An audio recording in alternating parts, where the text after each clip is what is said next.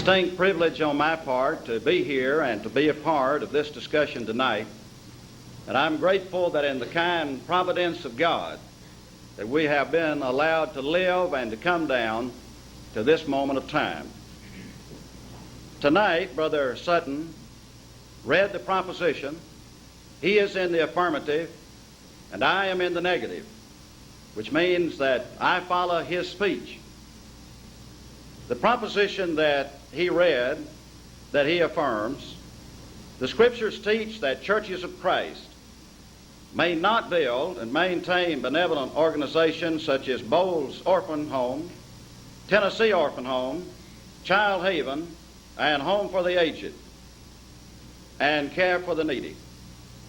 Brother Sutton affirms that, and I deny that. First of all, I'd like to read the questions that I have for Brother Sutton. There are 5 of these questions, and he already has a copy of these questions. Number 1, does the church maintain any obligation at all to orphan children simply on the basis of his being an orphan? Number 2, would it be scriptural for the church to buy a piece of ground, build a house, and supply it with the needed equipment, hire the necessary help, place orphan children in it, and provide the money for their care? Question number 3. This is a true or false question and really gets at the heart of this discussion. The question is this: all passages which authorize the performance of religious acts and which make specific reference to the Christian individual are passages which authorize the indicated acts to be performed by the individual Christian exclusively. That's the question. Number 4, can the needs of an orphan child be adequately met without his having or being a part of a home? And number 5, in which institution did God locate the work of child care, the home or the church? Those are his 5 questions. Now I'd like to get to the questions that he gave for me. Question number 1, is the local church its own missionary society and its own benevolent society? The church is not a missionary society. The church is not a benevolent society. There are 3 divine institutions. They are the church, the home, and civil government, and each one is to perform its function. The church may apostatize in an area, but it can be restored by the gospel, the truth. A government may collapse, but that government may be restored. A home may collapse. That home can be restored, and it can be restored in a legal home or an orphan home. Number 2, are such benevolent institutions as named in the proposition human institutions, or are they divine institutions? Legal homes are divine institutions. The government is a divine institution. The church is a divine institution. And homes are divine institutions. Number 3, may an individual Christian's responsibility to his children to provide medical care and secular education be discharged collectively by his contributing money into the church treasury, and from that treasury a contribution be made to hospitals and schools such as Freed-Hardeman College?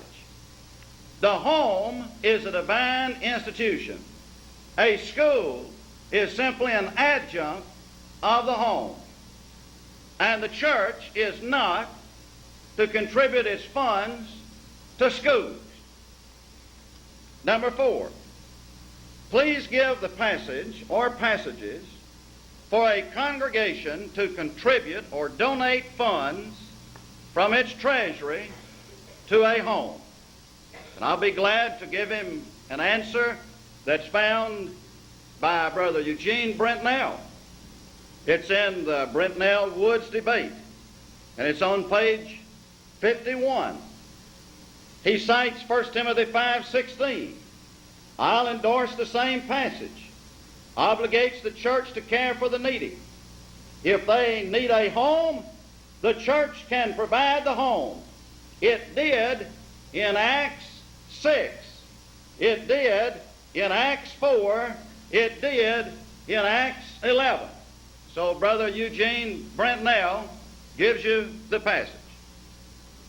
Number 5, do the Scriptures authorize a congregation to make contributions from its treasury to the Red Cross and other non-religious organizations of general benevolence? If so, please give the Scripture. When he talks about general benevolence and then talks about the Red Cross, he's mixing them up. There might very well be some questions about an individual giving to the Red Cross. A church has a right to give to saints who are in need and sinners who are in need. The Scripture is 2 Corinthians 9:13. Paul is thankful for their contribution or distribution which was given unto them and unto all men. It was given to saints and sinners. That answers his questions.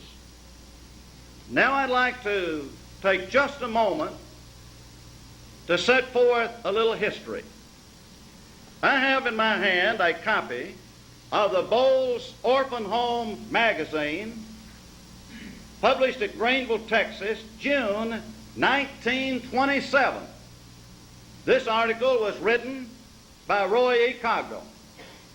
Brother Roy E. Cogdell was one of the finest preachers among their brethren.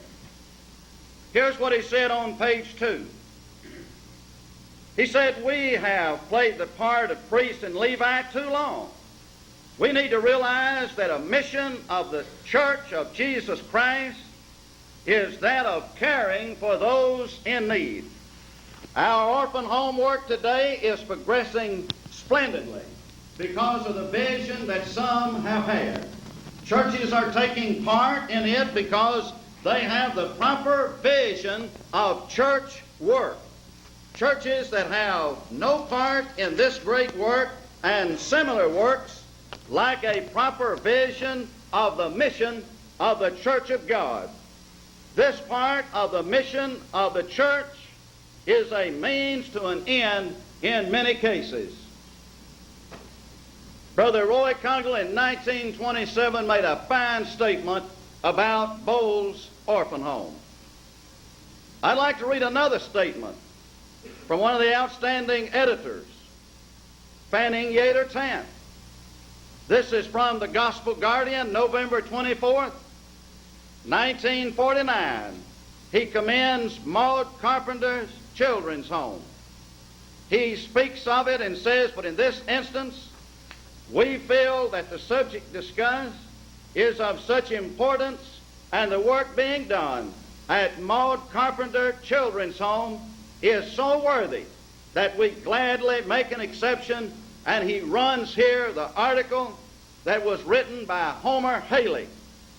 And it was written in the Gospel Guardian. And here's what Homer Haley had to say. And Homer Haley is one of the finest writers among these brethren. He said, for the past week I have been in Wichita, Kansas, with an opportunity to observe firsthand a work that has thrilled my soul. The work being done by the churches in and about Wichita and in the Maud Carpenter Children's Home. The home is located on 40 acres of good land, a mile and a half from the city limits. Here are 34 children, more than an orphanage, they find a Christian home. And so Brother Homer Haley makes his statement. Now let's look at another date. October the 18th, 1951. This appeared in the Gospel Guardian, written by Brother Yater Tant. He said, "We are committed to battle, and that without restraint, yes, even to the point of division." That was from Brother Fanning Yater Tant himself. And over the years, we've seen the many discussions that have taken place, and so we're here tonight in another of these discussions. Brethren can engage in discussions like this. We can disagree without being disagreeable. Brethren can have honorable controversy and honorable discussion like we are having tonight. It's our responsibility to present to you the position. You have a responsibility to listen and to weigh the evidence. You have the responsibility to decide, and we'll leave it with you after the discussion.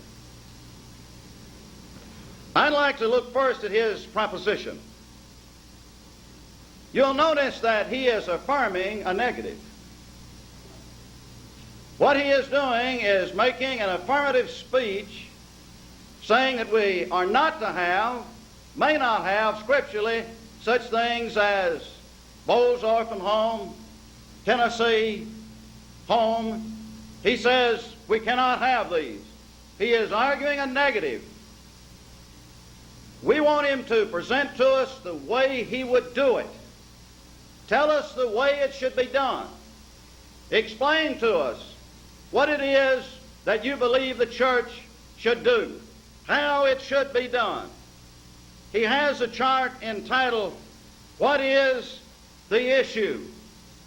As he sets out that particular chart, raising the question, what is the issue? I'd like to raise a matter that really gets right at the issue. If I can have a chart, please. My chart number 7, I believe it is.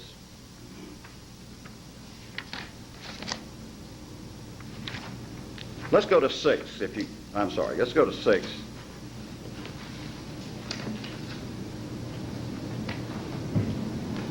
We're dealing with what is the issue. I want to try to locate exactly where Brother Sutton is. And he can help us with that tonight. Notice, first of all, a statement from Brother A.C. Grider. Brother Grider would always tell you his position, every time that I've ever heard him anyway. Now, here is Brother Grider's position. He says the Bible teaches that it is a sin for the church to take money from its treasury to buy food for hungry, destitute children, and those who do so will go to hell. Now, I don't believe that position, but that was Brother Grider's position. Now, I'm trying to find out where Brother Sutton is on that. Now, another position, a little different. This is from Brother W.E. Bingham. This is the Hires-Bingham debate. He said, if they were left destitute, I'd let money be taken out of the church treasury before I'd let them starve. Now, that was Brother Bingham's position. And what I'm trying to do now, since I'm in the negative and he's in the affirmative, I'm trying to zero in on exactly what his position is. Now, let's have number 7. I want to know if this is your position. Would you put the X there at the true? All passages which authorize the performance of religious acts and which make specific reference to the Christian individual are passages which authorize the indicated acts to be performed by the individual Christian exclusively. Now, that's at the heart of what is the issue. Here's what we're talking about. James 1:27 says, pure religion and undefiled before God and the Father is this, to visit the fatherless and widows in their affliction and to keep himself unspotted from the world. I want to know if Brother Sutton is saying that since this talks about the individual, is this action and is this something that the individual exclusively is to do? In other words, does it rule out the church? That's what we're asking. We're trying to zero in on exactly what his position is. 15 minutes. Pardon? 15? Okay. Let's have chart number 8. Do we have 8? Yes. In deciding about what the individual can do, may an individual Christian build a baptistry? Do you believe that an individual Christian is authorized to build a baptistry? Yes or no? If yes, please cite the passage that authorizes such action. Let's have number 13.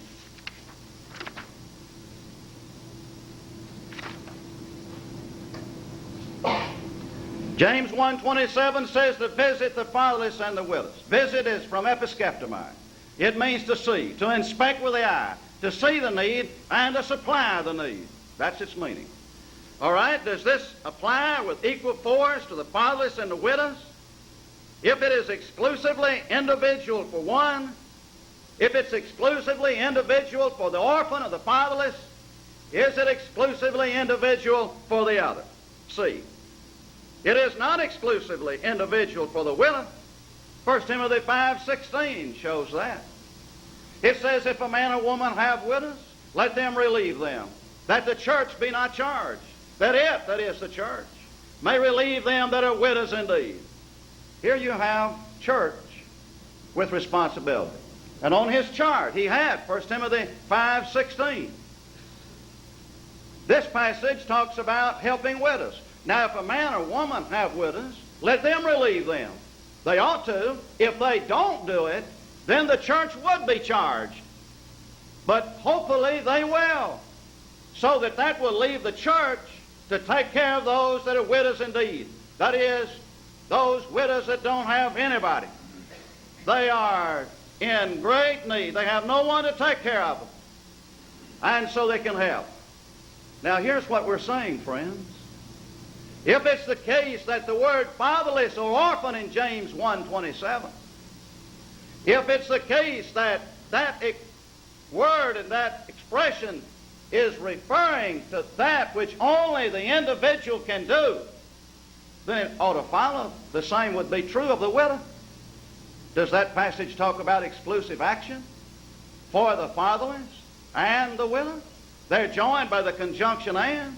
Well, it must not be, because 1 Timothy 5:16 says that the church may help the widows that others will not help, and the church may help those that are widows indeed. So what you have is, if to visit is exclusively individual for the fatherless, then it would have to be exclusively individual for the widow. But 1 Timothy 5:16 says the church is obligated to help widows, in which case it must follow that James 1:27 must not be exclusively individual. The truth of the matter is, it is for the individual and the church. Let's look now at chart number 14. Here are some true and false about this individual matter in James 1:27. Ask yourself this question, true or false? A church may pray for wisdom. Can a church pray for wisdom? If any man lack wisdom, let him ask of God. But can a church pray for wisdom? Or are you going to say the church can't pray for wisdom? The next, a church may be a doer of the word. James says in James 1:23 and following, but be ye doers of the word. Can the church be a doer of the word? Next, a church may practice pure religion. May the church practice pure religion? Or can the church not practice pure religion? Can the church keep itself unspotted from the world? Or is the church obligated not to keep itself unspotted from the world? Let's look now at number 16.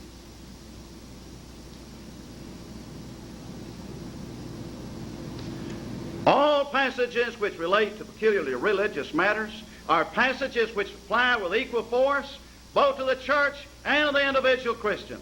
2 John 9 is a passage which relates to peculiarly religious matters. Therefore, 2 John 9 is a passage which applies with equal force both to the church and the individual Christian. Does 2 John 9 apply to both the individual and the church? I want to take some time to look at his charts quickly. How much time are we talking about? 10 minutes. About 10 minutes, okay. How do we do this on his charts? Do we turn those, or what do we do? No, he's got somebody to turn. Okay, all right, thank y'all. Thank you so much. Let's just look at the first one. What is the issue?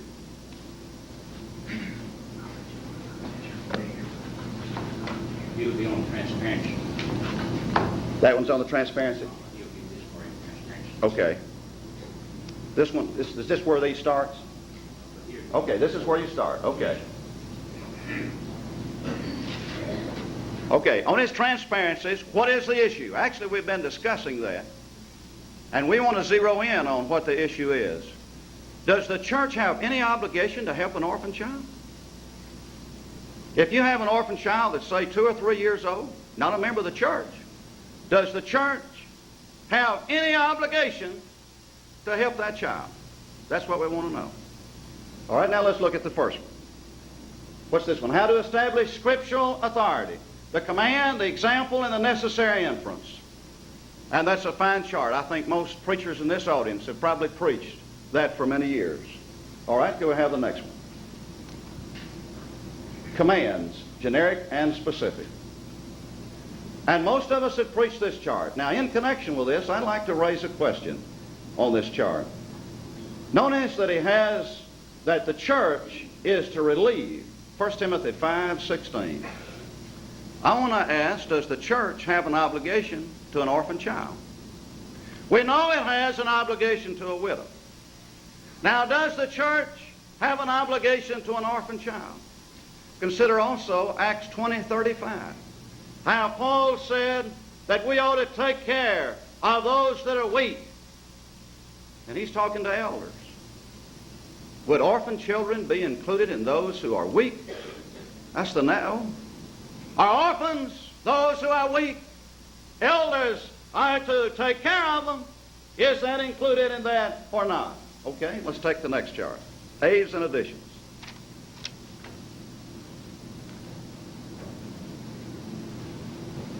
I want you to come down to the word sing there in Ephesians 5:19. Speaking to yourselves in psalms, hymns, and spiritual songs, singing and making melody in your heart to the Lord. Does this apply to the church? I believe so. The Christian church denies that, as you well know. They deny that that applies to the church. I believe it applies to the church. And Brother Sutton, I want you to tell us, does Ephesians 5:19 apply to the church? Does it apply to the church? That's a real good question. And many of these things we have spoken on, and many of these principles are great principles that we have all preached for years. And we need to keep preaching them. What's wrong now is people don't know what's been preached in times past. All right, I'd like to look at his next chart. Benevolent organization. All right. What he is trying to do with these charts is to discuss the idea of corporation, boards, and make it look like that you don't have an orphan home. When the truth of the matter is, what you have is an orphan home. When you have a corporation, whenever you have a board, you're meeting legal requirements. For example, a church in holding property will have trustees. These trustees are the ones whose names are on the deed. We all understand that a church that has trustees and their names are on the deed, but it's still the church. Even though you got trustees, that's to meet a legal requirement. And my friends, there are certain things you need to do when you start a home. If you decide to provide food and shelter and clothing and 24-hour care for children, you need to get you a charter by the state. You need to be incorporated. You need to get you a board of directors. Would it be wrong to meet these legal requirements? Would it be wrong to meet the legal requirements and for a church to have trustees? Would it be wrong to have the trustees whose names are on the deed to the property of the house that the preacher lives in.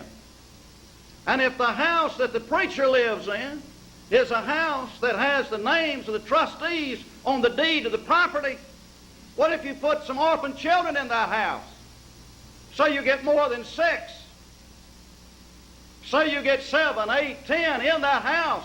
Would it be wrong to meet the legal requirements to provide for those children in that house? And would it be wrong to provide food, shelter, and clothing for them? I believe not. He believes that it would be wrong, if I understand his position correctly. And he's the one in the affirmative, and he will state what he believes, and we'll let him do that. All right? Wait, on a minute on the missionary side, just a minute. Thanks. Many times people say, well, the orphan home is parallel to the missionary society, so therefore it must be wrong. Friends, there are 3 divine institutions, remember.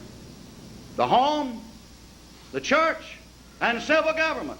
A home, whether it's the original home or a restored home, a legal home, it's still a home. Even though it meets legal requirements. You have several children there. And the state wants to make sure that you're doing it right. So you're meeting legal requirements. It would be wrong to give to a missionary society, whether you did it by the church or whether you did it by the individual. It'd be wrong to give to the missionary society out of your pocket as an individual, because it has no right to exist. But does Brother Sutton believe it'd be wrong to take money out of the individual's pocket and give to an orphan home? If all the money that the orphan home got was from individual contributions, would it be wrong? I don't think that he would say it would be wrong. He might. I'll let him state what he believes on it. But these are not parallel, as we'll show in this discussion. So the orphan home and the missionary society, they're not parallel. When you have a home, you have an orphan home. It is not a missionary society. Now, thank you so much. I'd like now to return to my charts. Let's see. We did 16. I want to do 17.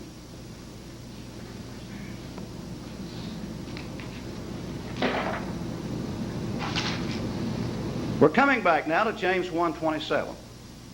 For here is a passage that teaches us what pure religion is. It's to visit the fatherless and widows in their affliction, and to keep himself unspotted from the world. I have here some passages. Do these apply to the church only, the individual only, or to both? Take 2 John 9. Whosoever goeth onward and abideth not in the doctrine of Christ hath not God. Does that apply just to the individual? Or does that apply to the individual and the church? 2 Timothy 3:16, all Scripture is given by inspiration of God, and it's profitable for doctrine, reproof, for correction, for instruction in righteousness, that the man of God may be perfect, thoroughly or completely furnished unto every good work. Does that apply just to the individual? Or does that apply to both the individual and the church? Colossians 3:17, we're to sing. Does that apply just to the individual? Or to the individual and the church? Jude 3, contend for the faith which was once delivered unto the saints. Does that apply just to the individual? Or does that apply to the individual and the church? Doesn't the church have an obligation to contend for the faith? Oh, but someone says there are other passages that show that. But if this passage is exclusively individual, only the individual could do it. And that objection would not work. The same is true in connection with James 1:27. Someone says, oh, there are other passages that might suggest something, like praying for wisdom. There are other passages that might suggest praying for wisdom, in which case James 1:5 would not be exclusively individual. Friends, it applies to both the individual and it applies to the church. We have an obligation as an individual, and we have an obligation as a church. As we have the means and as we have the opportunity, we should help. Thank you, sir.